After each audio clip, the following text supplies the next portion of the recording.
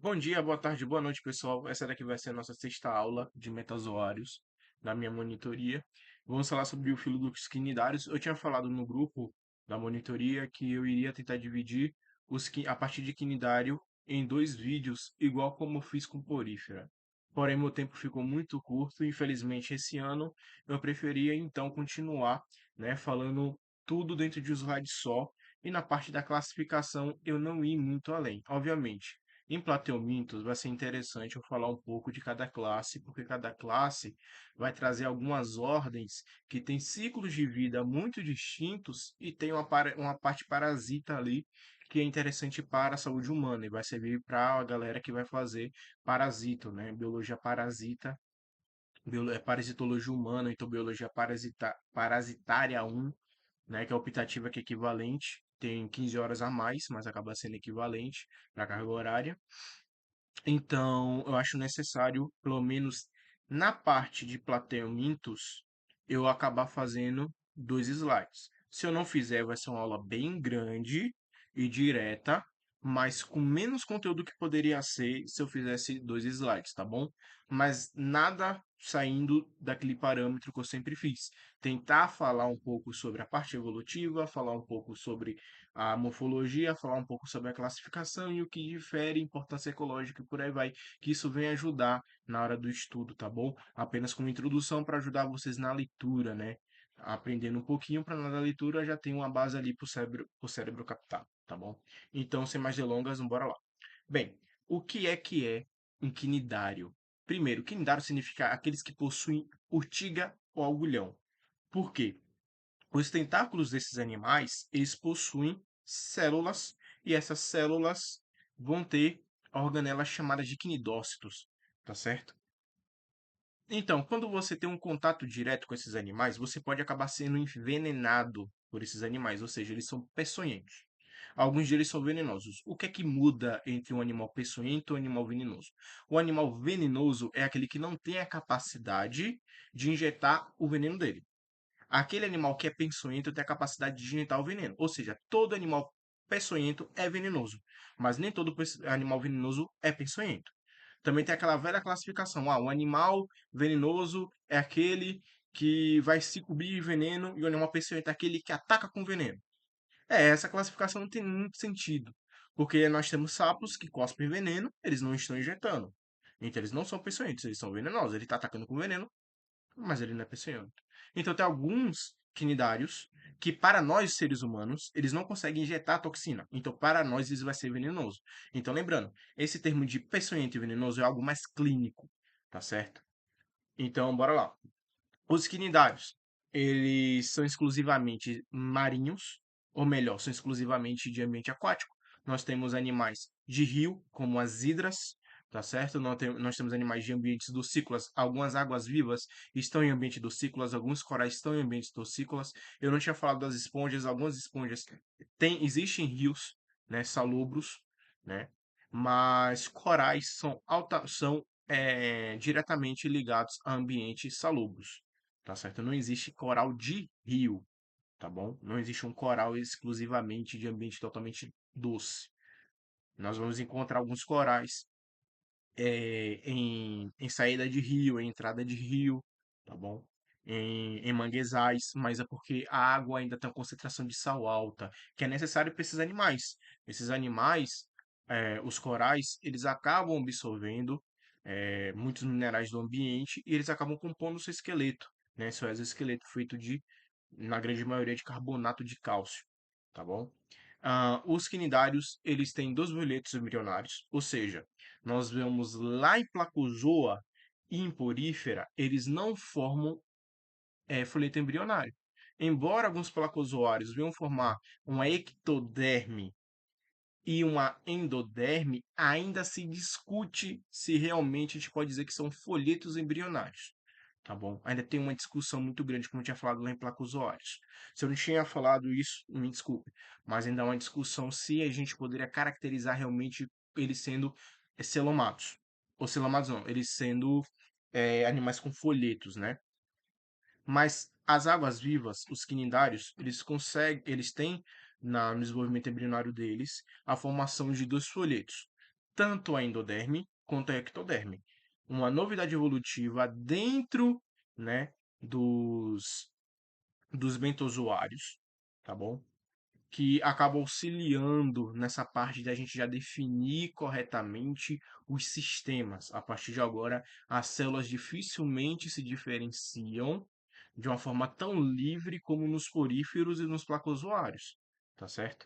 São os primeiros animais a terem células nervosas e tecido muscular, está entre aspas, porque tem toda essa discussão se Quitenófora realmente está fora e se desenvolveu o sistema muscular, nervoso e por aí vai, independentemente dos outros metazoa. Lá no, no slide de Quitenófora, lá na aula de Quitenófora, eu falei um pouco sobre isso, tá certo? E os exemplos de animais do filo dos filos quinidários, nós temos a água-viva, as anêmonas, os corais, as ítras, as cassiopeias, que são praticamente como se fosse uma água-viva, só que ela fica de ponta cabeça na água, tá bom? E as caravelas. Bem, na classificação, essa daqui é um cladograma, né? Lá de 2015.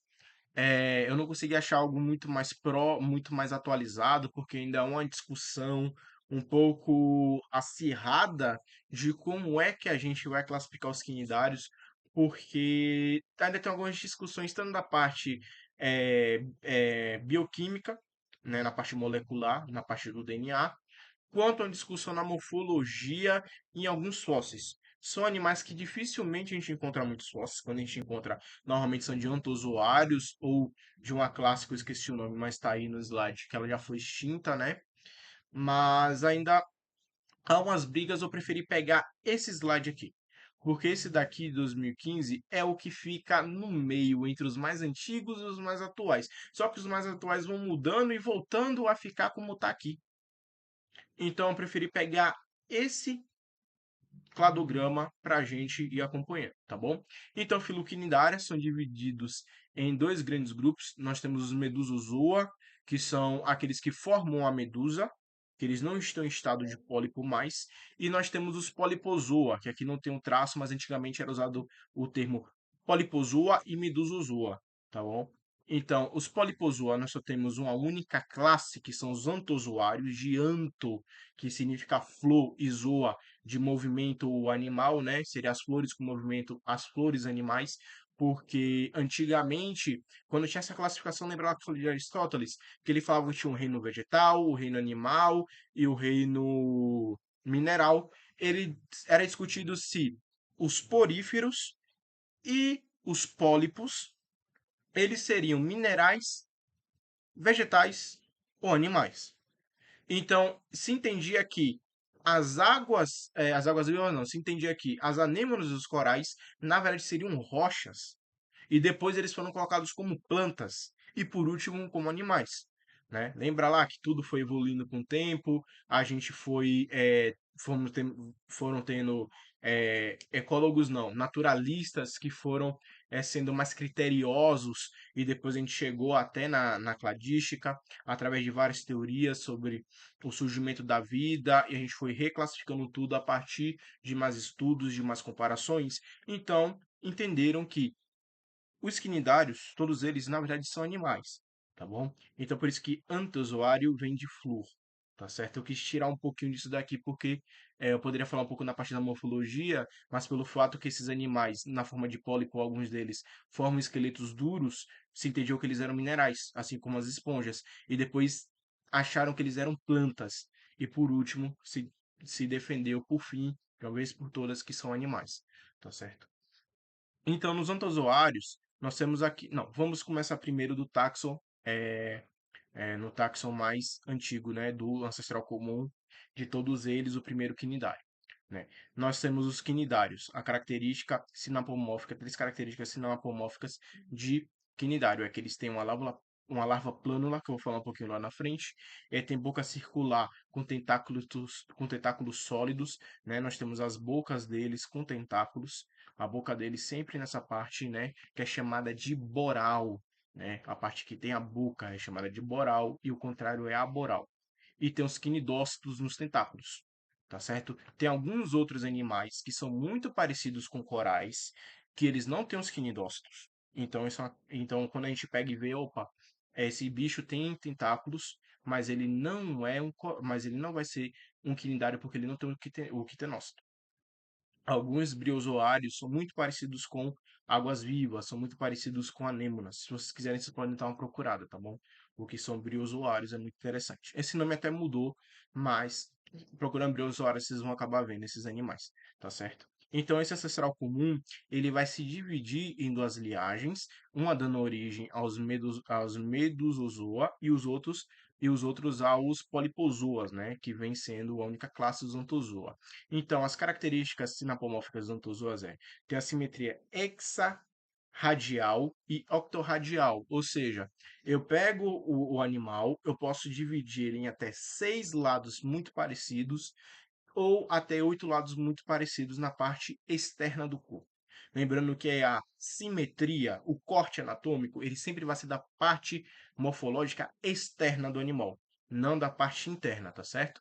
Não sei como é para planta, como é para fungo, vamos colocar só como animais, tá certo? Faringe de Anthozoa, porque a parte gástrica, né, a faringe, é muito única desse grupo.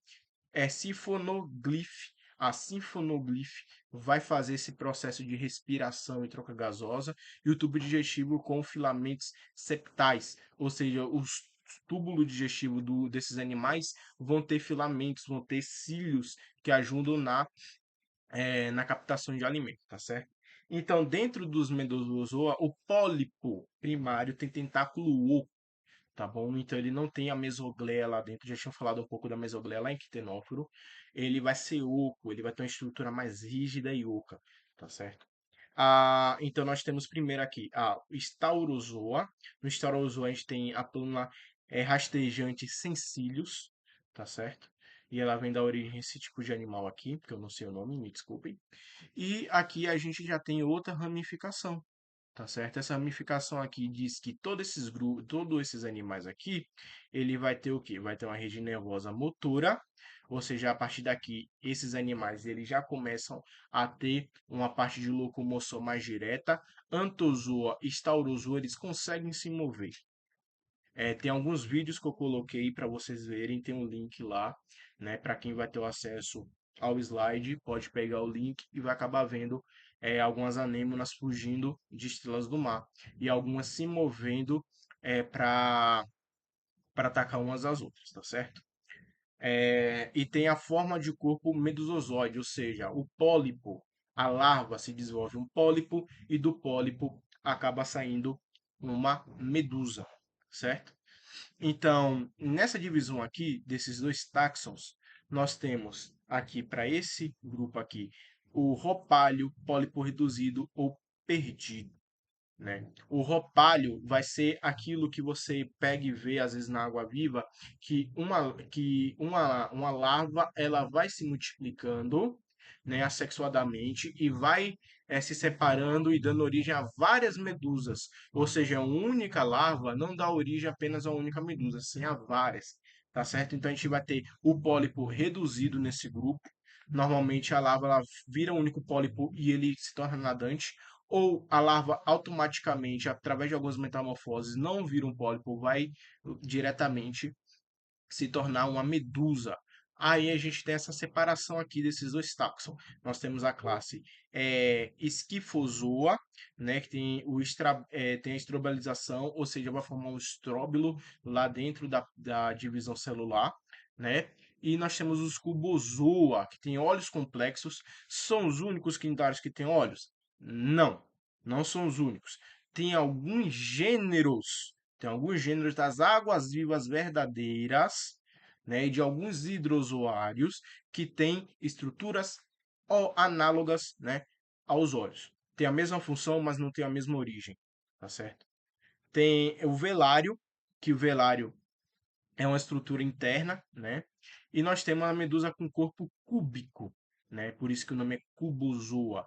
É muito interessante que a larva desses animais eles não têm também não tem a parte de nadante, ela forma uma larva muito parecida com as hidras e ela vai se rastejando, com dois tentáculos ela se rasteja, ela se fixa, ela se molda e ela vira um cubozoário, né?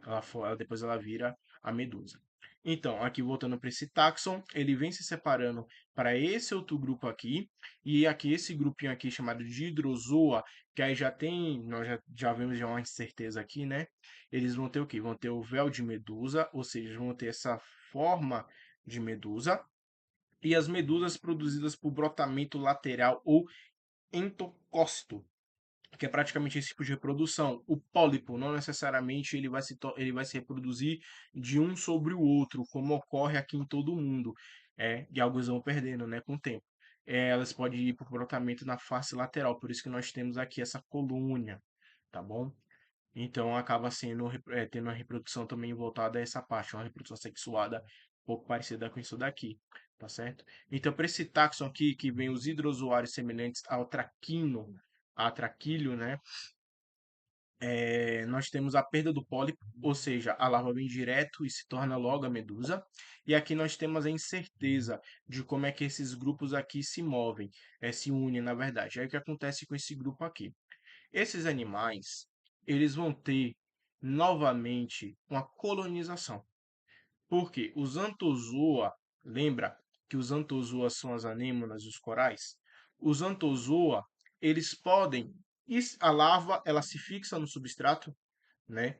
Aí ela começa a se multiplicar de maneira sexuada, ela mantém os pólipos unidos anatomicamente e começa a formar suas estruturas. Aí os pólipos eles vão se alimentando, eles vão trocando material, né? Vão trocando metabólitos, como se eles fossem células, mas na verdade eles são indivíduos geneticamente idênticos. O coral e algumas medusas não, e algumas anêmonas, elas se comportam como um único organismo, mas na verdade são vários unidos anatomicamente. Aí tá a discussão se a gente considera eles como um único organismo ou não. Eu considero como vários organismos unidos. Apenas isso. Porque todos eles vão ter o mesmo sexo, e se eles têm a capacidade de mudar de sexo, eles vão mudar de sexo todos juntos, e eles não têm independência. Alguns deles vão ter funções, uma para ataque, outra para defesa, uma para formar mais substâncias que vão contra algum tipo de parasita, algum tipo de doença, o outro vai ter uma responsabilidade a mais para produzir mais gametas e por aí vai. Mas esse grupinho aqui, o que acontece?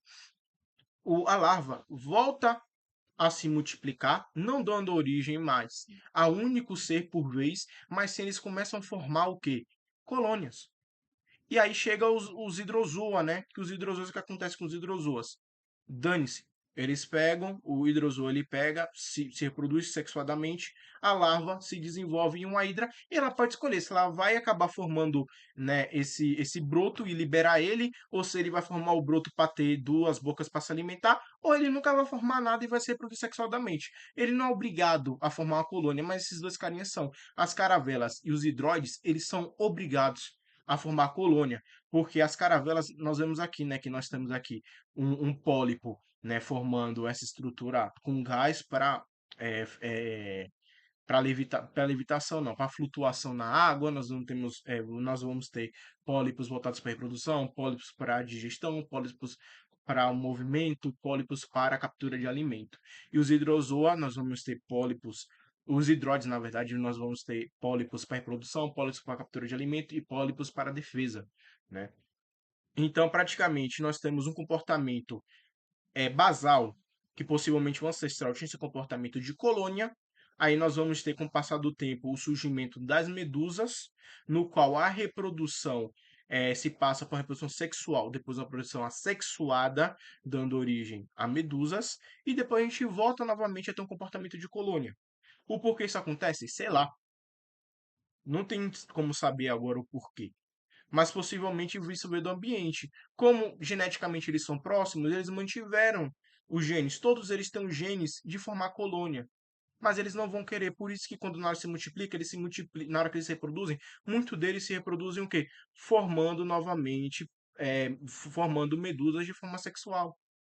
Tá bom? Então, geneticamente, ele já tem já programado para eles se reproduzirem. A larva se reproduzia sexualmente na forma de pólipo, que ali era para formar uma colônia, mas acabou não formando. Acabou formando seres nadantes, tá bom? Então, nós temos a simetria que eu tinha falado lá antes, nós temos a simetria do corpo humano, né? Que é chamada de simetria bilateral dos bilatérios. Nós temos a simetria dos quinidários que é chamada de radial, e algumas esponjas, alguns poríferos, também pode ser dividido em simetria radial, mas é um problema, como eu tinha falado lá antes. As esponjas não têm simetria verdadeira, porque a parte externa dela, na verdade, sempre se modifica. Embora você veja ela perfeitinha, que você querer cortar ela, você sempre vai ver alguma estrutura externa que se diferencia de alguma maneira. E aqui a gente tem também de novo aquela ideia da parte aboral, que está contra a boca, e a parte boral ou oral, que é onde tem a boca, tá certo?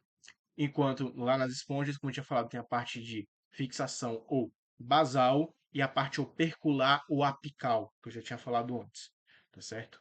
Então, lembrando que os quinidários têm a simetria radial, que antes era junto com os quitenóforos, que os quitenóforos também têm simetria radial, mas geneticamente e algumas partes morfológicas, quitenóforo e quinidário não são mais juntos. Quem é mais próximo de quinidários são os placozoários atualmente. Então, a morfologia do pólipo, tá certo? Infelizmente aqui ficou um pouco apagadinho, mas todas as imagens que eu tava jogando aqui dentro tá ficando assim, essa daqui foi melhorzinha e é mais completa. Nós temos aqui um pólipo, né? Esse pólipo, ele já é um pouquinho mais completo. Ele vai ter aqui nossa parte oral, né? Ou então nossa parte boral e nossa parte aboral, que é onde ela se fixa no substrato. Na parte boral, nós temos o disco oral, que nesse disco oral nós vamos ter esse orifício aqui que é a boca e nós vamos ter o tentáculo. A boca, ela vai se alimentar do que cair ali dentro, do que os tentáculos conseguirem pegar. Ela vai aí dentro do pólipo vai ter a digestão e pela boca sai novamente os dejetos. Então os metabólitos vão sair pela boca de novo. Se não, vai ser fixado na estrutura externa, na parte do esqueleto, tá bom? Os tentáculos vão ter células urticantes e as organelas são chamadas de quinidócitos. Eu vou mostrar sobre os quinidócitos lá na frente. O sifonoglifo, ele vai ser uma estrutura voltada à respiração, a fazer as células que formam ele têm cílios, vai fazer com que a água entre dentro do pólipo. Ele vai fazer essa troca gasosa a partir de difusão. Ele vai também liberar algumas substâncias fora da água. Ele também tem um processo de liberar novamente os metabólitos, né? O que não foi utilizado pelo corpo, tá bom? A faringe é a estrutura onde leva o alimento para a parte do estômago. Os filamentos mesentéricos vai ter a função de triturar e reaglutinar o alimento. O músculo septal vai ter a função de provocar o movimento peristáltico para fazer o amassamento do bolo alimentar. O disco pédito já é a parte aboral que vai fazer a fixação. Os acontílios são filamentos urticantes, né, que eles podem ser expelidos pela boca. Eles também podem ser expelidos por essa parte aqui mais inferior. E eles são usados para defesa. Se algum animal aqui não seja afetado pelos tentáculos, ou ele consiga fazer um adentramento pelo substrato e tentar atacar o pólipo por trás, tem essa defesa, né? Essa defesa extra. O septo completo, né? Septo, né? Que vai servir como uma membrana que divide as cavidades dele, tá bom? E o septo incompleto, que vai ter a mesma função de dividir as cavidades, tá bom? Então é isso. A parte da morfologia dos pólipos, em geral, é essa. Tem alguns pólipos de algumas classes que vão mudar, vai mudar alguma coisa ou outra, vai ter um órgão a mais, um órgão a menos. Mas aí também também isso acontece de gênero para gênero, de família para família, de até mesmo para espécie para espécie. Então quis pegar algo mais geral. Né? Então nós temos aqui novamente a morfologia. Aqui já mostra pólipos que tem gônada. Nós temos o macrosepto, né? Que aqui a gente vai ter um banho aqui no meio da mesogleia, na bandorela. Isso daqui tudo é para sustentação. Nós temos o estomódio, que o estomódio nada mais é do que o revestimento da faringe. Nós temos o filamento mesentérico do merenquima, que também é da parte da digestão. Nós temos a murela, que é a parte externa de sustentação, onde carbonato de cálcio vai ser depositado e por aí vai, tá bom? E nós temos a morfologia da medusa. Então, a medusa, como é que vai acontecer? Nós voltamos aqui, nós vamos ter o quê? A parte externa, nós vamos ter a, naturalmente um esqueleto, né, de sustentação, mas em si, o animal em si, a gente vai ter a epiderme feita pelo epitélio, a gente vai ter a parte do meio, que é chamada de mesogleia, que é como se fosse a matriz lá dos poríferos. Ali dentro vai ter muitas poucas células, tá bom? Vai ser mais servir mais como um esqueleto hidrostático. Algumas substâncias vão estar dissolvidas ali e vai ter uma troca química entre o epitélio e o endotélio, tá certo? Aí vai ter o sistema nervoso e por aí vai. E o endotélio vai formar o quê? Vai formar o sistema digestivo, tá bom? Então aqui nas medusas, nós vamos começar com o quê? Que aqui nas medusas a gente já muda um pouco. Essa parte aqui de cima a gente chama de região umbrelar. Por que umbrella? Umbrella é guarda-chuva. Então o pessoal que estudou as águas-vivas, eu não sei como é que chama o biólogo que estuda os quinidários, vamos chamar de quinidólio, sei lá, não sei. Os biólogos que estudam os quinidários, eles fizeram essa comparação da água viva parecer com guarda-chuva. Então, essa parte aqui a gente chama de umbrella ou eixo-umbrella, eixo de cima, tá? Então, eixo-umbrella ou umbrella, essa parte aqui superior, que seria a parte aboral. E aqui embaixo, novamente, a parte boral, tá bom? Então, nós vamos ter os tentáculos das águas-vivas, que vão servir como defesa, como ataque. Nós vamos ter os braços orais, que vão servir para levar o alimento até a boca, até para servir para ter um movimento, né, na água, mas não é muito utilizado para natação. Nós temos a superfície umbrelar, que vai ser feita do epitélio. Nós temos a superfície enxumbrelar, novamente por superfície enxumbrelar, praticamente isso daqui tudo, né? Todo esse disco aqui, na verdade. A boca, como já falado, nos pólipos, mesma função. Os braços orais, já tinha falado. O estômago, o alimento é jogado aqui dentro, ele é dissolvido e depois tem repartição do alimento, né, das substâncias para todas as células do corpo. Algumas substâncias são jogadas dentro da mesogleia e é repassada para o epitélio. E depois os dejetos são eliminados pela boca. E se não é eliminado pela boca, é eliminado por alguma célula, tá bom? Por difusão. Nós temos os canais radiais, né, que são canais que se estendem do estômago até a borda do corpo. Eles distribuem sustentação e substâncias do alimento da água-viva para as outras partes do corpo. Nós temos o canal anular, é um canal circular na borda do corpo que se conecta aos canais radiais, né? Nós temos as gônadas, que vão servir para produzir tanto o espermatozoide como os óvulos. Naturalmente, os quinidários não têm os dois sexos, eles não são hermafroditas, eles não são. é, eu esqueci o nome que se dá. Mas, naturalmente, todos eles são dioicos. Há poucas espécies são hermafroditas, muito poucas, mas naturalmente nós temos a divisão entre masculino e feminino. Tem até umas teorias sobre essa coisa de ciclo de apoplóide, diplóide, diplonte, aplonte, mas eu não vou entrar muito nisso, tá bom? Nós temos, é, nós temos essa cavidade subgenital, que ela vai servir para aclopar, né, as células reprodutivas antes de elas serem liberadas. Nós temos a epiderme umbilical, como já tinha falado, que vai ter o sistema nervoso, vai ter os feixes musculares. Elas não têm realmente células musculares, elas têm feixes musculares que vão servir para fazer a movimentação do corpo, tá bom? E nós temos o mesenquima, que o mesenquima nada mais é do que a camada gelatinosa onde fica a mesogleia, tá bom?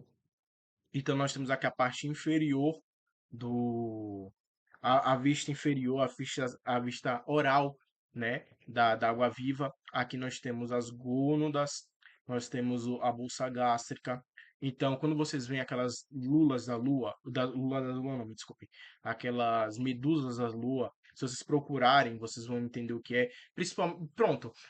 Lembra que lá no Bob Esponja tem como se fosse flores na parte no horizonte lá no céu. Aí depois tem um episódio que eles pegam e falam que na verdade são águas-vivas gigantes, né? Se vocês procurarem água-viva da Lua, vai ter aquele formato. Nada mais é do que as gônadas, tá bom? As gônadas delas é muito evidente. Nós temos os tentáculos, os braços, aqui dá para ver o estômago, o roupálio, que é de sustentação, e como é que fala aí, de orientação, né? Onde também tem alguns tentáculos saindo dele.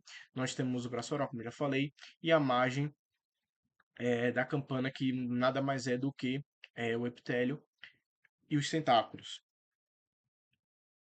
Então, nós temos as estruturas do corpo dos quinidários: boca, tentáculo, cavidade digestiva, aqui da medusa, e nós temos aqui mostrando, né, a epiderme, a ectoderme, o quinitoblasto e a mesogleia, né, que a mesogleia, parte gelatinosa com água, proteína, algumas substâncias dissolvidas, tem algumas gorduras, tem muito poucas células e por aí vai.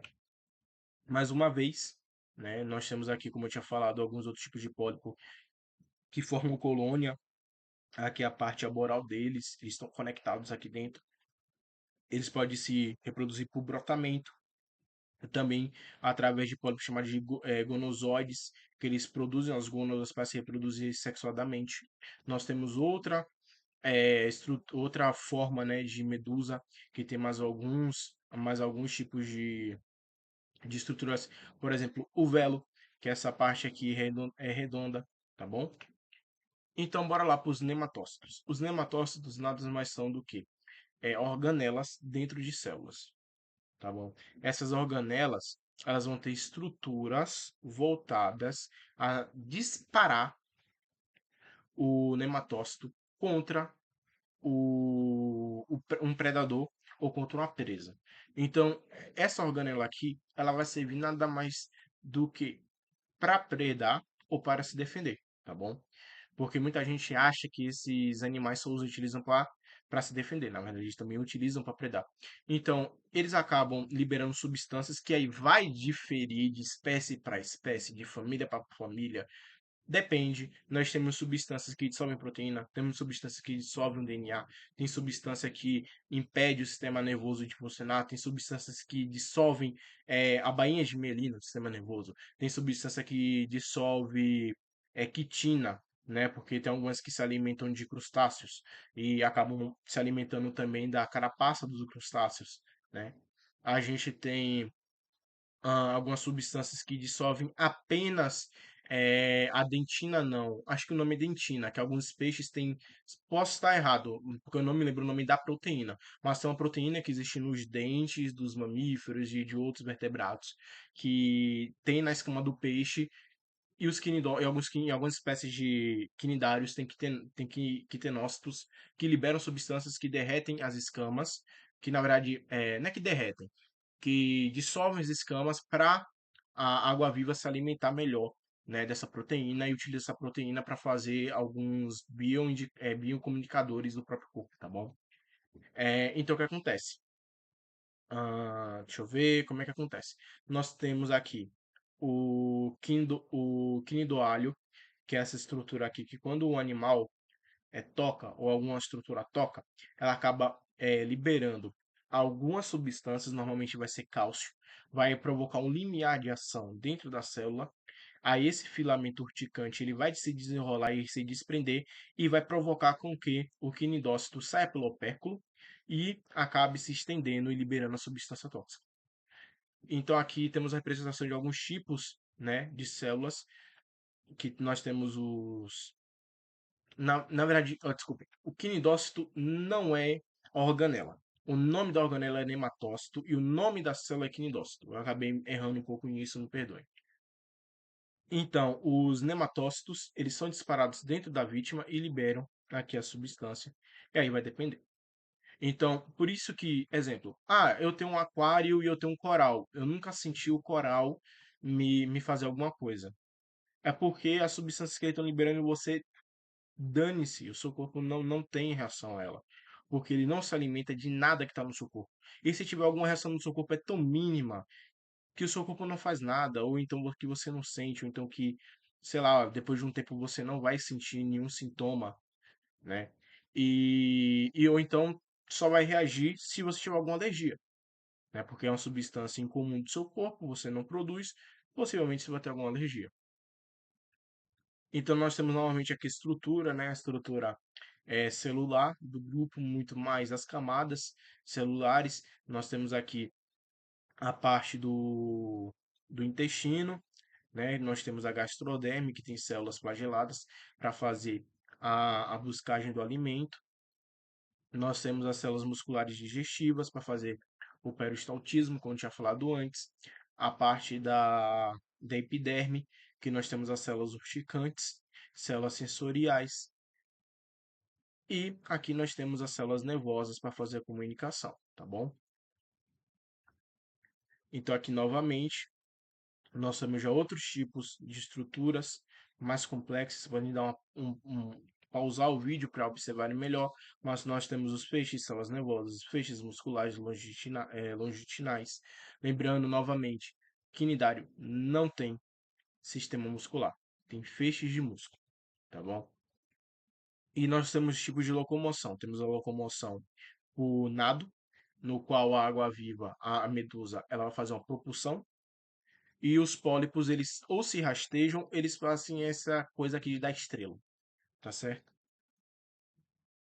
Então, nós temos os cubozoários, eles possuem esses ocelos aqui, tá bom? Que são chamados de roupalhos, são estruturas sensoriais também e de equilíbrio, e também eles servem de estruturação, sim, servem de estruturação porque na forma embrionária quando a plânula ela vai se desenvolvendo, forma um pólipo único, esse pólipo ele se torna um cubozoário, é, como é que fala? Ele vai se dividir nesse processo em quatro roupalhos, e esses roupalhos vão agrupar óleos, totalizando 24 óleos, e esses óleos dentro do roupalho vai servir também de estrutura, porque tem um ligamento nervoso entre uma parte e outra que provocam que os feixes, como é que fala, musculares, eles acabem formando meio como se fosse uma cadeia, porque eles precisam estar conectados junto às células nervosas para ter uma comunicação mais direta, porque esses animais, eles não guardam muita substância. Por que chama água-viva? Porque grande parte das células desses animais, ou grande parte dos compostos químicos desses animais, é formado prioritariamente por H2O. Então, praticamente 85% das estruturas desse animal tem água, seja fora das células ou dentro das células, e a grande maioria chega se eu não me engano, 79% do material genético, das proteínas, dos açúcares, dos lipídios que esses animais possuem, naturalmente, a grande maioria é formado por H2O. Então, 97% do corpo desses animais é formado por água. Muito pouco é por nitrogênio, por carbono, por sais, tá bom? Então, os feixes musculares e o sistema e as células nervosas, elas têm que estar muito próximas. Então, quando o roupalho ele é formado, os quatro roupalhos, as quatro formas que dessa ideia quadridimensional, de forma de caixa desses animais é formada, né? A conexão com os olhos forma meio que como se fosse um encaixe. Aí provoca com que os músculos sejam sempre fixados. Aí cada um desses olhos, cada um desses olhos não, cada agrupamento desses olhos, que aí vai depender de espécie para espécie, pode ser 15 formam imagens, e os outros só entendem se tá tudo claro ou não. Dois formam imagem, o outro, um tem infravermelho, e todos os outros só entendem que está escuro ou claro. Então vai mudando um pouco, né? E aqui a gente vê esses olhinhos, ó, como é que dá para ver um pouquinho eles. Então, vamos lá para a reprodução. Ah, quando vocês forem estudar plantas e algas, até mesmo fungos também, vocês vão ver que os seres vivos, eles têm como é que eu posso dizer, alternância de gerações. Possivelmente, normalmente nós vamos ter uma parte haploide e uma geração diploide. Nós vamos ter uma geração com apenas uma parte do DNA, uma parte da carga genética, um N, né? São haploides, e nós vamos ter outra parte da geração diploide com a dupla carga genética, com a carga genética completa como é que fala? Da espécie. Ou seja, uma geração vai ter apenas um cromossomo para cada tipo de cromossomo, ou seja, ela tem, sei lá, a espécie tem 12 cromossomos, tem 6 pares de cromossomos. A gente vai ter uma geração apenas com 6 cromossomos e a outra apenas com 12 cromossomos. Isso ocorre na gente? Ocorre. Nós temos nossos gametas. O momento que a gente haploide é quando nós somos nossos gametas. Aí, quando os gametas se fundem, formam o zigoto, a gente se torna diploide até a gente pegar e novamente produzir gametas. Aí, nossos gametas são haploides, tá bom? Então, o que acontece? Tem uma teoria de que o motivo que o ancestral comum possivelmente ele era colonial, ele deixa aí através da evolução alguns grupos deixam de ser coloniais e depois voltam a ser coloniais de novo, é porque na verdade o ancestral comum de todos os quinidários, ou seja, o primeiro quinidário, ele tinha alternância de geração. Uma geração era diploide e a outra era haploide. Aí depois ela se tornou altamente diploide colonial. Por quê? Quando vocês vão estudar as algas, vocês veem que alguns grupos de algas que acontecem. A alga, ela libera um esporófito. Esse esporófito ele germina em um gametófito. Aí o gametófito é exatamente igual ao esporófito, ou até ele pode até ser muito diferente. Aí esse gametófito, ele libera gameta, aí quando o gameta que ele liberou acha um gameta compatível, ele se fertiliza, forma um zigoto e gera um esporófito. Aí a ideia era que as águas-vivas, ou melhor, os quinidários, eles teriam algo muito parecido com o esporófito e um gametófito. Mas só que qual é a evidência disso? Nenhuma. É apenas uma hipótese. Então eu não vou trazer isso mais a fundo. Tem alguns estudos lá de 1800 e pouco que tem ilustração como isso poderia ser. Porque algumas águas-vivas, como elas brilham no escuro, elas têm fotoluminescência, tinha gente que queria criar, e tinha cientista que tentava ver uma maneira de criar, até mesmo tem gente que come, na Europa tem gente que come água-viva, eles vinham tentando descobrir qual era a melhor forma de reprodução e chegavam a essas teorias. Então não vou trazer muito nisso não. Então como é que ocorre a reprodução desses animais? Nós vamos ter dois seres, um masculino e um feminino. Eles são dois gêmeos, tá bom? Eles são diploides. Eles têm um par de cromossomo para cada cromossomo do corpo. Então, o que acontece? Eles, nas gônadas, formam o espermatozoide e o óvulo, ou melhor, o ovócito, o ovócito ele se matura, vira óvulo, ele é liberado, aí ele é fertilizado, ele forma o zigoto. O zigoto ele vai sofrer todos os processos de clivagem até formar a glácula e por aí vai, e depois ele vai se tornar o quê? Uma lava plânula. Por que uma lava plânula? Porque ela é plana mesmo, e ela é ciliada. Outra característica que ela tem é que ela é ciliada. Então ela vai usar o cílio dela ou para se locomover no fundo do mar. Isso lembra o quê? Isso lembra placozoário. Os placozoários, como é que ocorre? O placozoário, ele usa cílio para se locomover. Ah, agora entendemos o porquê é colocada juntos. Porque tem mesogleia, muito parecida, a divisão, como é que fala? A divisão das camadas germinativas endoderme e ectoderme existe, quer dizer, tem discussão se placoderme realmente tem camada germinativa, eles são de blásticos ou não, na verdade eles são ablásticos, tem uma discussão, mas não vamos entrar nisso aqui de novo não. É, eles têm, vamos colocar que eles têm epiderme e endoderme, e eles têm a mesogleia. Igualmente ao quê? Igualmente aos quinidários. E ainda mais, os placozoários, eles têm cílios. Por isso que os placozoários, o primeiro placozoário, ele foi entendido como uma larva de água-viva.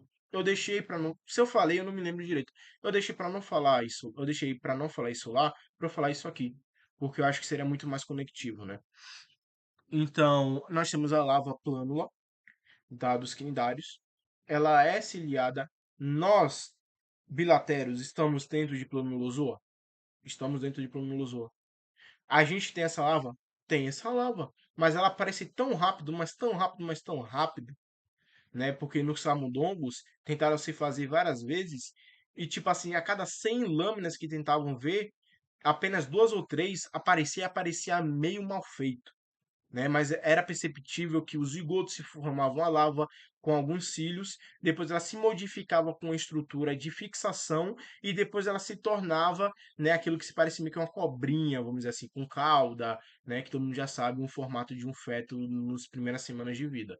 Mas essa larva, ela acha um lugar propício, ela se modifica, forma uma estrutura fixadora, ela vai se desenvolvendo, ela forma um pólipo e esse pólipo vai mudando. E aqui nesse grupo aqui, nós vemos que ele forma uma colônia e essa colônia libera uma medusa em algum momento propício. É aqui a representação dela na vida real. Aqui é um dos tipos, né, de colônia, mas nós temos outros. Então, cada grupinho, cada classe, né, das medusas, ou melhor, dos quinidários, estou falando medusa, me desculpe, mas cada um dos quinidários vai ter uma forma de produção diferente.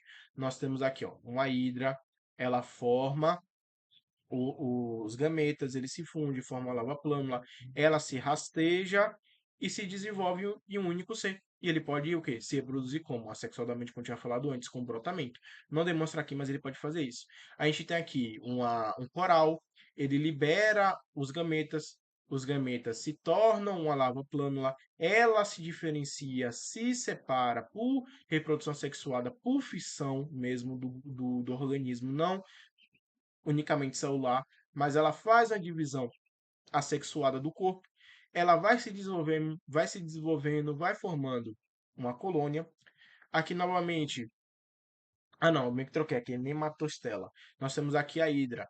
A hidra, ela pode se reproduzir sexuadamente liberando os gametas, gerando o pólipo, ou assexuadamente formando um pólipo da própria estrutura, tá bom? E nós temos aqui as águas vivas em si. Fertilização a partir dos gametas, forma a lava plânula, ela se fixa no substrato, ela forma um pólipo, ela pode novamente formar um pequeno pólipo dentro desse pólipo aqui primordial. Esse pequeno pólipo aqui ele se separar, se fixar em outro lugar e formar a estrobila, os estróbilos, que são esses pratos aqui. Quando eu era mais novo, isso aqui era chamado de prato. Ou deve ser que o nome vulgar seja prato, né? Minha professora me ensinou isso aqui com o nome de prato, mas vamos chamar de estrobila, tá bom? Essas estróbilas vão se desenvolver, vão formar estróbilas mais maduras, elas vão ser liberadas formando uma éfira, e essa éfira vai se desenvolver, dando origem novamente a uma medusa. Né? A éfira nada mais é do que uma medusa mais jovem, tá bom? E aqui novamente todo o ciclo com grupos diferentes, então você já vê que é um pouquinho mais complexo. Mas em geral o que? Você tem dois seres de sexos opostos. Eles liberam espermatozoide e óvulo no ambiente. O espermatozoide e o óvulo, eles são atraídos liberando substâncias na água. Ou, possivelmente, eles na época de acasalamento, na época de reprodução, os animais se juntam em um lugar só, todo mundo libera em direção a algum canto na correnteza da água, e como estão lá já na correnteza, eles conseguem se achar. Mas também pode ser por atração de substâncias químicas. Um atrai o outro, o óvulo atrai o espermatozoide, fertiliza o óvulo se torna o zigoto, sofre o processo de clivagem, diferenciação e por aí vai, forma a lávula plânula. A lávula plânula, ela se fixa em ela acha um lugar propício, ela se modifica, dando origem a um pólipo. Esse pólipo pode o quê? Se modificar, criando outro pólipo.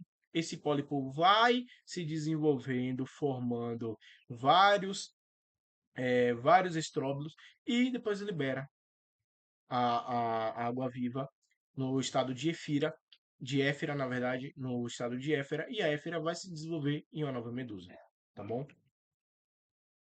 Então nós temos aqui a imagem nova pelo lado de quinidário. tá certo? E nós temos aqui um outro ciclo reprodutivo que são de mixozoários, que eles nada mais é do que uma classe de quinidários, que o ciclo reprodutivo deles é o seguinte: eles se reproduzem dentro do hospedeiro.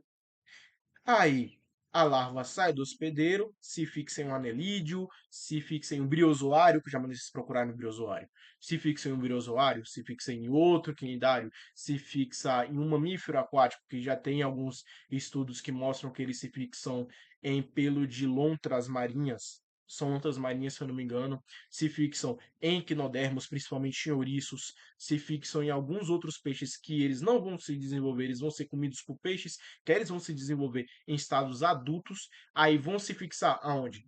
Depende da espécie. Na bexiga natatória, no cérebro, no sistema, na coluna vertebral, na espinha nervosa, na cauda, vai ser na escama. Como eu tinha falado, tem lá a proteína que é parecida com a proteína, que é a mesma proteína do dente, se eu não me engano é dentina o nome, vai se aproveitar da dentina, vai se fixar, sei lá, nas gônadas, no trato digestivo, vai depender da espécie. Aí vai provocar algum tipo de doença diferente no peixe, tá bom? E pode ser tanto de água doce, salobra, salgada, vai depender da espécie, vai depender do hospedeiro intermediário, do hospedeiro final. Pode acontecer que não tenha hospedeiro, não tenha hospedeiro intermediário, é liberado na água, achou o hospedeiro que precisa, tá lá, alguns até se hospedam até em ovos. Eu preferi deixar esse daqui como mais básicos, se quiserem ir a fundo, vão em frente. Eu não acho que seja algo que seja bom tratar aqui, talvez só em uma aula muito específica para isso, tá bom? E nós temos outro caso de reprodução muito interessante. Nós temos a Turritopsis dorni, que é uma água viva, né? Se eu não me engano, ela é sim uma água viva verdadeira. Ela tem a capacidade de fazer da seguinte maneira: ela tá lá vivendo a vida dela de boa, acontece alguma coisa no ambiente, algum bicho atacou ela, ela perdeu uma parte do corpo, a temperatura abaixou demais, aumentou demais, o pH mudou, a salinidade mudou, um terremoto aconteceu, um maremoto aconteceu, caiu um relâmpago e atravessou a água, não sei. Aconteceu alguma coisa que estressou o bicho, o que é que ele faz? Ela pega todas as células dela, vai matando célula por célula, escolhe um monte de célula mais bem, vamos dizer assim, saudáveis, ela une essa célula, forma um estado de quê? De cápsula, libera essa cápsula, deixa o resto do corpo dela lá, que é só a parte com água, algumas proteínas e substâncias que, tipo, não formam células, são só substâncias do corpo mesmo, tipo, nervos, partes do nervo, na verdade, nervo, na verdade, é célula nervosa, mas partes da célula nervosa, ou então feixe muscular, e por aí vai. Ela libera essa cápsula se desenvolve e vira um pólipo, e ela começa a se reproduzir sexualmente. Então ela consegue reverter a célula própria dela, ela não libera. Obviamente, ela se reproduz por reprodução sexuada também, mas ela consegue fazer como é que fala? Ela tem essa estratégia de pegar as células mais saudáveis do corpo dela quando ela tiver com estresse, transformar em uma cápsula, libera essa cápsula, que ela se parece muito com a célula plândula, essa cápsula se diferencia novamente um pólipo e ela vai se reproduzindo assexuadamente e libera uma nova medusa de novo. Então ela se torna imortal. Em que sentido ela se torna imortal? Geneticamente. Porque são as mesmas células antigas que elas vão se desenvolver novamente. Então, ela não troca o material genético. Ela é a mesma coisa de, sei lá, alguém pegar uma espada, arrancar metade do meu braço, ou então arrancar meu braço inteiro. Eu pego, sei lá, o meu coração, ou então meu cérebro, começa a puxar um monte de célula aleatória, forma uma massa visceral. Eu cuspo essa massa visceral, meu corpo natural morre. Essa massa visceral vai se desenvolvendo em um feto, e eu tô lá de novo. Geneticamente sou eu. Tipo, esse bicho não sei se é só a espécie, mas talvez eu vou dizer o gênero. Posso estar errado. Mas esse gênero é muito doido. Porque ele consegue fazer ela tem essa estratégia, né, de vida muito estranha. O que é que pode se dever a isso? São animais muito simples. As células são interligadas por neurotransmissores diretos. São animais que grande parte é formado de água, ou seja, não é algo muito difícil de se fazer. E era para eles serem o quê? Colônias.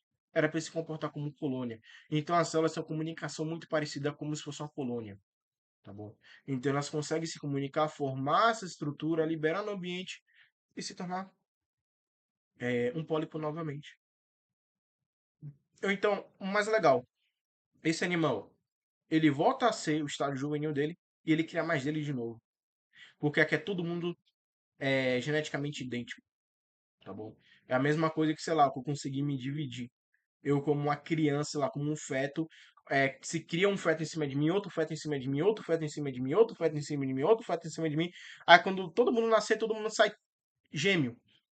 E não gêmeo idêntico. Gêmeo geneticamente idêntico. Todo mundo com o mesmo DNA. Então esse bicho aqui, ele pode trazer um problema muito grande, que ele já trouxe problema muito grande em muito lugar. Como ele tem essa característica de acontecer algum problema no ambiente, ele faz esse processo e fica lá, em estado de dormência, até o ambiente voltar a ser propício a ele e a correnteza levar, ele se conectar a algum peixe, o peixe levar ele para outro canto, até ele chegar a um lugar propício e depois se desenvolver novamente por reprodução sexuada, o que acontece? Ele ferra com o ambiente. Então, com esses problemas de mudança climática, foi percebido que esses animais apareceram em lugares onde eles não existiam antes. Se eu não me engano, eles são do Pacífico. Do Pacífico, eles são do Pacífico e do Atlântico. E eles começaram a aparecer no Índico. Ou posso estar errado. É um ou outro. Eles existiam em dois mares. Eram populações geneticamente ligadas, ou seja, tinham um fluxo gênico, ou seja, a mesma espécie mesmo. E do nada apareceu em outro mar. Por quê? As mudanças climáticas acontecem, as correntezas mudaram, a migração de peixe mudou, a temperatura, a salinidade, é, todo o parâmetro do oceano mudou, e elas começaram a aparecer em outros lugares por todo esse processo que elas fazem. Então, é isso daí. Eu quis trazer também esse tipo de reprodução, porque com certeza alguém iria falar um pouco sobre elas, porque já tem muito tempo que muito vídeo no YouTube aparece, muito vídeo no Instagram aparece falando sobre esse bicho aqui, dizendo que ele é um dos seres mais imortais do mundo. Mas ele é imortal por causa desse sentido, tá bom? Então, os quinidários eles têm uma ecologia muito ampla, são animais que fazem interação com vários outros animais. Alguns animais utilizam eles para cultivo, ou seja, cultiva os pólipos para se defender. Tipo assim, sei lá, eu sou um caranguejo, eu achei uma caverna, essa caverna não tem coral em volta, tem muito pouco coral, eu não tenho os que vai me defender de algum predador meu. Eu vou até um lugar onde eu sei onde tem os corais e os pólipos que vão me defender, eu corto que eles vão se desenvolver, eles vão se reproduzir sexualmente, eles vão se regenerar. Pego eles, coloco ali na entrada da minha caverna, pronto, tenho minha defesa. Eu cultivo eles. Eu vou pegando o resto de bicho, eu me alimento, o meu cocô eu jogo em cima deles e se alimentam, tá ótimo. Tem alguns caranguejos que fazem isso. Eu não consegui achar a imagem, mas eu já vi um documentário que mostra que tem muitos caranguejos que fazem isso. E não são da mesma família. São decápodes de famílias diferentes. Ah, tem peixes que vão se abrigar nos corais que se reproduzem apenas com os corais, ou seja, quem tem uma espécie muito específica de coral, ele vai se reproduzir só naquela espécie de coral. Tem aquelas que só se protegem dentro de uma espécie específica de coral. Tem esponjas que só crescem perto de corais específicos. Tem tubarões que só desovam em recifes de corais com corais específicos. Tem peixes que vão procurar anêmonas específicas, tem camarões que se reproduzem em anêmonas específicas, tem animais que se alimentam de águas vivas, tem animais que vivem dentro de águas vivas. Então, a ecologia desses animais é ampla. Eles têm interações com vários tipos de animais. Então, eles também são presas, são predadores e por aí vai. Né? Então, nós temos relações positivas e neutras, vou explicar um pouquinho com cada uma. Nós temos os anfoprion, né? Onfamprionídeos, que são o que a gente chama de peixe-palhaço, que são várias espécies, se eu não me engano, duas famílias que nós podemos chamar de peixes-palhaços, ou é uma família com dois gêneros distintos, que um é anfamprion, a outra acho que é colibrídeo. Eu não me lembro de ler direito. É colon alguma coisa, que é o peixe-palhaço de Carmen, né? Eles acabam. Não, o peixe palhaço de Carmen ele não procura uma anêmona, na verdade. Mas quase todos os anfitriões eles vão atrás de anêmonas. Eles têm mucosa no corpo que protegem eles dessas anêmonas. E tem algumas outras espécies de peixes que também fazem a mesma coisa com as anêmonas. Eles vivem dentro das anêmonas para se defender. E o que é que eles fazem para a anêmona? Qualquer animal que tenta comer as anêmonas, eles vão lá e atacam. Eu botei um dos vídeos que vi a tartaruga tentar comer uma anêmona e os peixes-palhaços batem na tartaruga. Se vocês forem mergulhar lá no Índico, lá no Índico, não, é no Índico, lá no Oceano Índico, Em qualquer lugar do Oceano Índico onde tenha recife de coral e vocês verem peixes palhaços e anêmonas chegar perto, eles vão tentar te bater. Eles batem em tubarão, eles batem em barracuda, eles batem em golfinho. O que chegar perto da casa deles, eles vão atrás. Tá certo? Nós temos alguns caranguejos, alguns camarões que o que acontece? Tem camarão que vai limpar a água-viva de parasita. Água-viva não, desculpem. Vão limpar as anêmonas. Vão atrás de parasitas limpando a anêmona e se defendem dentro da anêmona. Tem camarão que só passa ali para pegar resto de comida e dane-se a anêmona. E tem camarão que se reproduz dentro da anêmona, e quando ele se reproduz, ele libera uma substância que a anêmona aproveita. Então vai ter espécies e famílias de camarão que aí vai depender da relação. Então é bem diverso esse tipo de relação com os grupos, tá bom? De camarões. Nós temos peixes, como eu tinha falado, que só se reproduz com um tipo específico de coral, só vive em um tipo específico de coral, só se alimenta em um tipo específico de coral. Tem peixe que se alimenta do coral, mas é benéfico ele se alimentar do coral, porque ele só está se alimentando de um pólipo que esteja doente ou de um pólipo semi-morto, tá bom? Então aí vai depender. Nós temos decápodes aqui, decápodes não, isópodes. Isópodes são, sabe tatuzinho de jardim? Sabe barata do mar? Procura barata do mar. Isso daqui é um isópodo, aquele ali vai ser um isópode. Tem isópode que ele entra dentro da água viva, ele mora lá dentro. Ele entra dentro da cápsula gástrica dela ou dentro da mesogleia. Ele acaba vivendo lá dentro. Para quê? Ele se alimenta e o dejeto dele alimenta a água viva. Então ele consegue se alimentar de metabólitos que a água viva não precisa e ele recicla para alguma coisa que ela precisa. Então pode ser uma, uma simbiose não obrigatória, pode ser um mutualismo não obrigatório, e também pode acontecer de que o isópodo só está lá dentro e dane-se. Ele não vai fazer nada para a água viva, ele vai só se proteger ou então vai só se alimentar e dane-se a água viva. Ele só existe lá e lá vai poder fazer alguma coisa? Não, não vai. Nós temos esse peixe aqui que é chamado de peixe português. Tem outros nomes, mas eu não me lembro direito. Tem um nome comum dele, que é o nome, que é o mesmo nome para piaba, que é um nome comum para para alguns para alguns pescadores do norte. O nome que eles dão para as piabas, né? Que dão eu que esqueci outro nome que é natural para piaba também. É, é um nome comum que eu não lembro. É líquio, eu acho. É com L. Que esses animais aqui também recebem, mas eles são animais marinhos. Mas naturalmente eles chamam de peixe português. Você pode procurar esses animais, o nome desses bichos, que vocês podem até achar na Wikipedia. Então o que acontece? Eles são chamados de peixe português porque eles vão atrás das caravelas. Aí o que acontece? Eles não têm defesa contra a caravela. Se o tentáculo da caravela pegar eles, acabou. Já era. Eles se lascaram. Mas o que acontece? Esses animais têm 46 vértebras, 47 se eu não me engano, 46 a 47 vértebras, eles têm uma agilidade muito alta. Aí o que eles fazem? Eles perseguem as caravelas, esperam elas capturarem alguma coisa, digerir, e o resto que fica do animal, eles vão se alimentando. Aí eles vão se desdobrando através do tentáculo dela. Tem alguns estudos que dizem que eles se reproduzem nos tentáculos dela, mas aí eu não consegui achar nenhum desses estudos. O que está na Wikipedia pega e fala, acontece isso.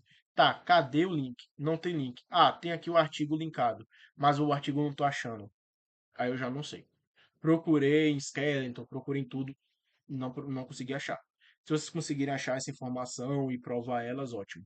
Mas a interação deles com elas é o seguinte: ele persegue elas para se aproveitar do que elas comem.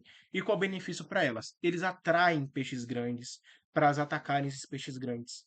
Então, o predador que tenta comer ele, eles trazem para as caravelas se defendem ou atacam esse peixe, degradam esse peixe e os pedaços que vão sendo dissolvidos na água, esses peixes vão se alimentando, tá bom?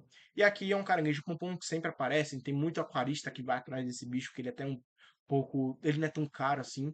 Ele pega anêmonas do mar específicas, são espécies específicas.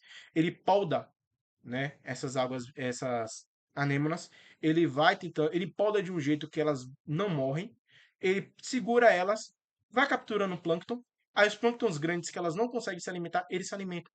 Então é benéfico para elas duas, por quê? Ajuda na reprodução sexual delas, porque eles também, quando elas começam a crescer e eles não precisam mais dela, o que ele faz? Ele joga fora? Não, ele planta. Ele planta, deixa lá e quando elas crescem, ele bota lá e poda de novo.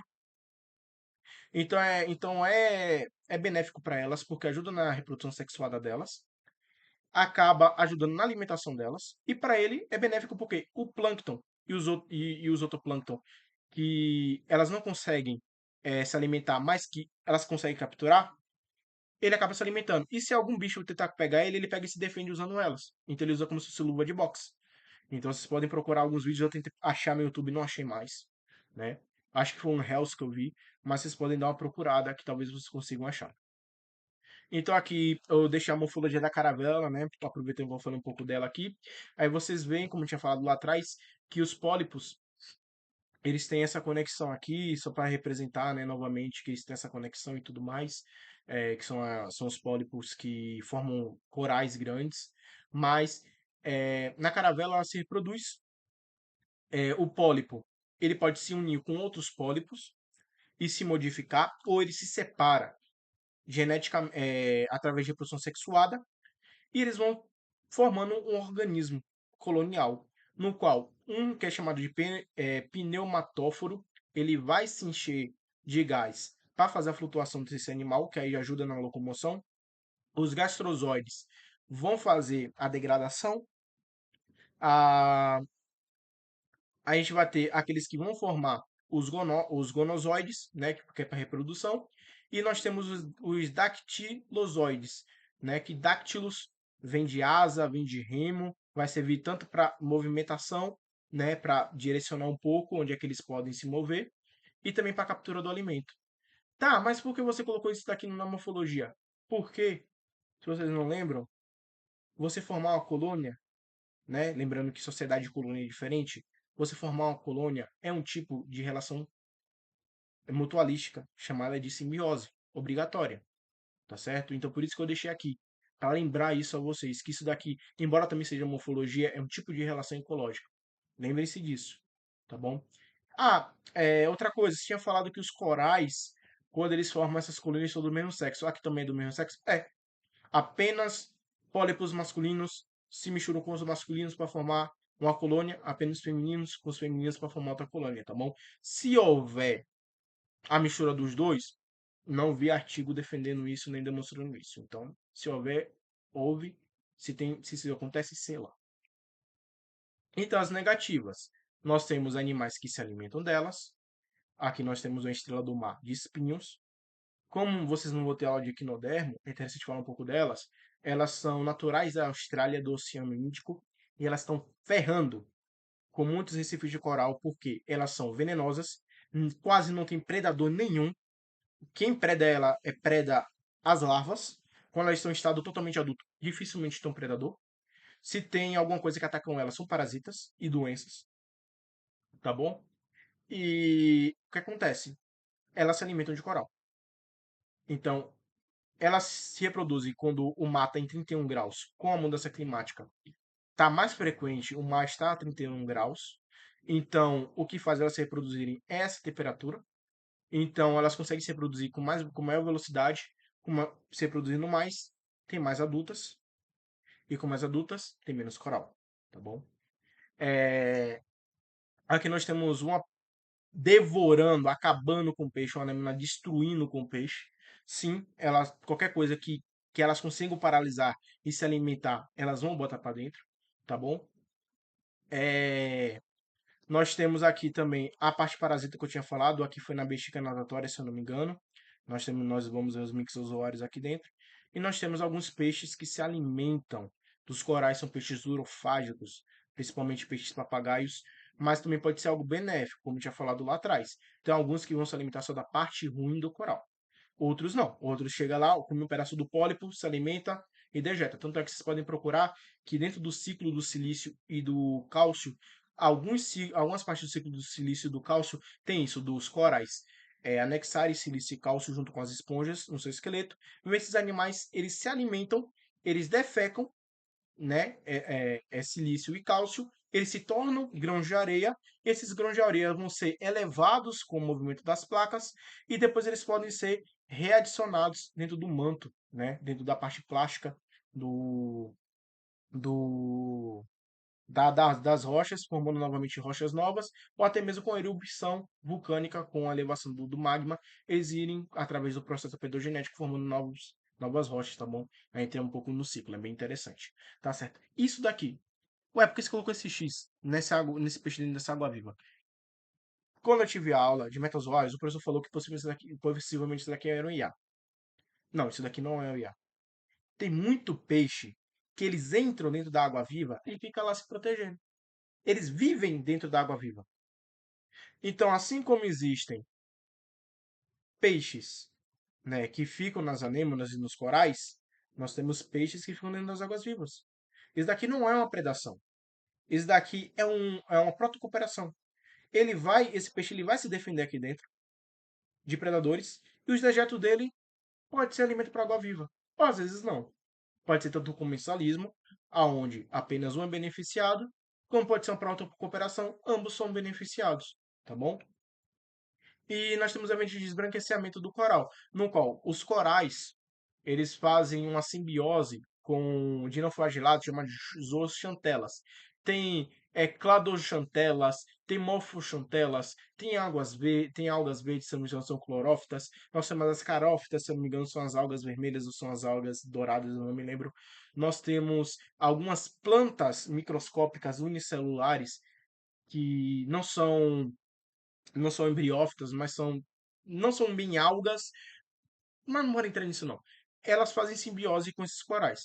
Então, elas fazem fotossíntese, os corais dão cálcio, fosfato, dejeto, proteína. Elas fazem um processo de fotossíntese, produzem glicose, dão uma parte dessa glicose para os corais, tá bom? E os corais se aproveitam. Então, a forma de alimentação. Ou então, elas produzem algumas substâncias que eles utilizam, principalmente gorduras, que eles utilizam ou para a parte energética ou para a parte de medicação. Antibactericida, antimicrobicida, antimicobicida. Micobicida é de fungo, tá bom? Para quem não pegou a ideia. Então, o que acontece? Quando a temperatura aumenta, o coral ele começa a se estressar. E ele começa a liberar essas algas que ele está fazendo simbiose para fora. E essas algas, na grande maioria, que dão a cor para o coral. Então ele fica um marronzado e esbranquiçado. Só que quando ele faz isso, ele está em um período muito estressante. Ele tem parte da energia que ele retinha no ambiente perdida, porque ele não vai ter mais essa, essa interação, né, com esses organismos. E com o tempo ele vai morrer. Aí ele morre sem se reproduzir, porque a temperatura não está necessária para ele se reproduzir. Se ele se reproduzir, possivelmente as lavas, o zigoto, as gônadas, as células reprodutivas deles não vão se desenvolver bem, não vão se dar bem no ambiente, não há reprodução, acabou os recifes. Então, o grande problema que existe hoje é que também com o aumento de temperatura dos oceanos, a gente tem uma perda muito alta dos nossos recifes de corais. Isso está acontecendo no mundo inteiro. Tem um documentário da Netflix que é muito interessante, se vocês quiserem, vocês podem ver, que é até muito legal. Ele inicia com um aquarista falando que ele gosta de criar coral, não só porque eles são muito bonitos, porque ele sabe que quando ele criar peixe, se o peixe morrer, muitas das vezes o problema não foi a manutenção que ele deu. Mas se um coral morrer dentro do tanque dele, com toda certeza foi porque ele não teve um bom cuidado com os corais. Porque, ué, coral pode coral ele pode ficar muito tempo vivo, sim. Tem criadores tipo assim, tem lojistas que não conseguiram vender alguns corais e falam, eu tenho 50 anos com esse animal. E quando você faz um teste genético, você vê que o coral que ele tá ali não tem que nem chegou na fase adulta ainda. Nós temos muitos corais que é testado que eles existiram, porque eles morreram, foram coletados nessas pesquisas, que eles estavam vivos há mais de 500 anos. Entre 100 a 500 anos. Então a gente perde seres que demoram muito para se desenvolver, seres que estão há muito tempo aí, que eles até você mesmo fazer uma datação, né, radiográfica, né, radiológica, né, com os elementos químicos radioativos, você tem uma história, né, durante 500 anos. da passagem do tempo da Terra, você vê, né, que a acumulação de substâncias através do tempo nele. Nós perdemos muitas das coisas, infelizmente, nós perdemos muito da biodiversidade do grupo, desses animais durante o tempo. Tem várias famílias, não são gêneros, várias famílias que estão em sério risco de extinção ou possivelmente estão extintas na natureza. Tem gêneros com 15, 12, 20 espécies que estão extintas na natureza por causa das mudanças climáticas. Ah, não acredito que é o ser humano. Cara, as mudanças climáticas elas são naturais.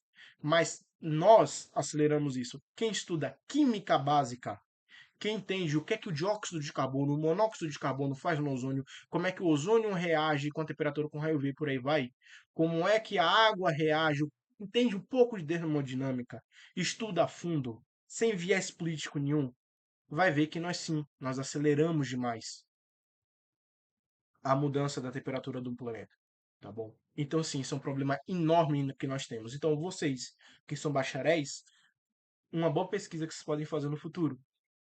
Quem gosta de biologia marinha é tentar estudar isso daqui.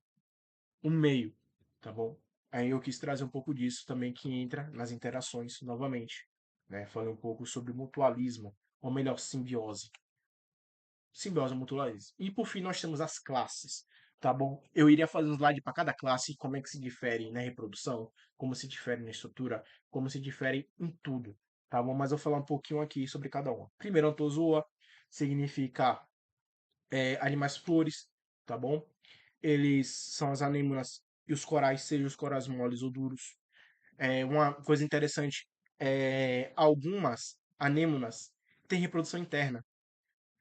A fêmea ela deixa o óvulo dentro dela, chega o espermatozoide, entra lá dentro, acaba fertilizando o óvulo, forma um pólipo. Esse pólipo ele vai se dividindo assexuadamente e depois a anêmona ela cospe. As anemonazinhas elas vão lá, é, um jeito meio de lombriga, né? Elas vão se movimentando, fazendo um remelation, e elas vão embora. Aí elas se fixam em algum lugar que elas acham interessante ficar, né? Aí aqui uma outra coisa, eu deixei os espécies tipos de cada classe. Lembrando, o que é espécie tipo? É o primeiro espécime descrito que definiu umas características para definir o gênero, a família, a ordem, a tribo, o reino. Eu deixei o espécie tipo aqui de cada classe, tá bom? Os hidrozoa, aqui é a Hidra vulgária, são as hidras, tem 3.770 espécies, esse grupo é bastante diverso, incluindo as hidras e caravelas portuguesas, tá bom? É muito bacana as hidras, elas são um dos poucos quinidários exclusiva, não são exclusivamente de água doce, não, mas elas são um dos poucos que existem no ambiente de água doce completo, em rios. Já aconteceu de eu pegar água de rio e aparecer esses animais, elas são muito bacanas, não são muito exploradas no aquarismo, mas tem peixes que se alimentam dela, é muito bacana. Elas podem se produzir por brotamento, por troca genética, elas podem, como é que fala, se podar, elas mesmas se cortam para, elas se dividem para formar outro, assim como também as anêmonas fazem, tá bom? Esquifozoa, aproximadamente das espécies verdadeiras águas-vivas, esquifozoas, Aurelia aurita, tá bom? São essas que a gente chama de água-viva lunar da Lua, que a gente consegue ver as gônadas delas bem evidentes, tá bom? Essas estruturas aqui. Nós temos os cubozoários, altamente perigosos, são aquelas da Austrália, que uma picada desse animal, você se ferrou, você pega febre de 46 graus, você tem paralisia muscular, paralisia do sistema nervoso. Se você sobreviver, você fica com sequelas enormes, tá bom? São extremamente pequenos, até animais grandes, né? De até 1,5 metros, se eu não me engano. São conhecidas como água-viva caixa, são aquelas que vão, vamos dizer, dentro dos quinidários tem olhos verdadeiros, vamos dizer, entre muitas raças, tá bom? Nós temos o Staurozoa, aproximadamente 50 espécies, são as algas-vivas com pés, são esses carinhas aqui, Heliclitus, tá bom? O que acontece? Elas formam as medusas, só que as medusas preferem estar em quê? Em lado contrário. Elas acabam se fixando no substrato, dividem os seus tentáculos para subdividir em outros tentáculos e vão se alimentando. E se acontecer algum problema, elas nadam igual alga viva mesmo, tá bom? Se não me engano, a Cassiopeia, eu posso estar muito errado. A Cassiopeia andrômeda, quem pegou a ideia da mitologia entendeu. A Cassiopeia Andrômeda, que é um gênero que ocorre naturalmente, se não me engano, na África, mas que acabou sendo introduzido aqui no Brasil e teve aí há um mês atrás uma campanha de coleta que conseguiram coletar mais 50, se não me engano, 30 a 50 toneladas, não me lembro direito desses animais, né? São animais extremamente predadores. Se vocês quiserem dar uma pesquisada, é muito bacana de ver. É praticamente uma água-viva virada de cabeça para baixo. É muito da hora. Nós temos os Mixozoa, tá bom? Aqui o Mixobolus são aqueles que eu tinha já falado de que eles são parasitas. Tem 2.300 espécies, são quinidades parasitas, principalmente de peixes, tá bom? E os intermediários aí tem uma porrada de filo. Polipodiozoa, tá bom? Apenas uma única espécie, Polypodium hydriforme. Era para ter botado uma setinha. Possivelmente tem duas espécies ainda, só que elas não estão bem descritas, tá certo? Ela já uma delas até o coletor falou que não se encaixava nem no gênero, tá certo? Então, possivelmente, nós temos dois gêneros com três espécies, tá bom? Polypodium com duas e outro gênero ainda não descrito que isso está em coleção, se eu não me engano, é na Inglaterra, tá certo? E nós temos o Colunata, que aí eu não consegui saber se era qual fóssil era o fóssil tipo, tá bom? Era o espécie tipo, era o holótipo do grupo, né? Da classe. Mas eu preferi pegar logo esse daqui logo, porque é o que mais aparecia na bibliografia, né? Eles são extintos, são chamados de colunata, porque dá para ver que a forma que a colônia deles se desenvolveu foi uma sobre a outra, ou seja, tinha um tapete colonial, esse tapete colonial morria ou se reproduzia e o outro vinha por cima e cobria, algo que acontece com alguns corais. Tá bom? Um pólipo morre, mas tem outro que se desenvolve acima, tá certo? Então, aqui são os vídeos que eu separei para vocês. Eu não fiz isso com. Na verdade, eu fiz, acho que eu fiz sim, com porífera. Eu não me lembro direito, me desculpem. Mas nós temos aqui os vídeos sobre reprodução. Aqui são os vídeos diretos. Nós temos a biodiversidade. Eu coloquei esses daqui já com direcionamento, já para vocês irem logo neles, tá bom? Esses dois outros aqui só mostra um pouco mais mesmo. A maioria aqui está em inglês ou está em francês, tá bom? E nós temos um pouco da imagem dos quinidócidos reagindo, para vocês darem uma olhada, tá bom? E por último aqui nós temos a bibliografia. Eu não trouxe estudos mais diretos, atuais, porque não tem muito. Infelizmente, a gente não tem muita gente trabalhando com quinidário. Normalmente, quem trabalha agora com quinidário é quem está vendo mais essa mudança climática e com espécies introduzidas e pessoas que estão fazendo algum tipo de soro contra contra a toxina desses animais, tá bom? Ou então até mesmo estudando o uso dessas toxinas para algum meio farmacêutico. Dentro da classificação, dentro da taxonomia, dentro da estudo evolutivo, infelizmente a gente não tem muito estudo. Mas a morfologia, pelo menos, é muito bem estudada, porque são animais muito curiosos, como antigamente eles eram classificados como plantas, né? Classificados ou entendidos como plantas, como rochas, que se movimentavam. Tiveram muitos estudiosos até antes mesmo de Linnaeus que vinham analisando esses animais, tá certo? Então a morfologia é muito bem estudada de cada grupo. Infelizmente a taxonomia não está muito bem alinhada ainda, mas com o tempo talvez isso mude. Contudo é isso, galera. Muito obrigado pela atenção de vocês. A aula deve ter ficado muito gigante, 1h30 praticamente de aula, mas era isso. Era ou dividir e fazer duas aulas de 1 hora, ou fazer uma direção completa aqui para vocês. Contudo, muito obrigado, valeu.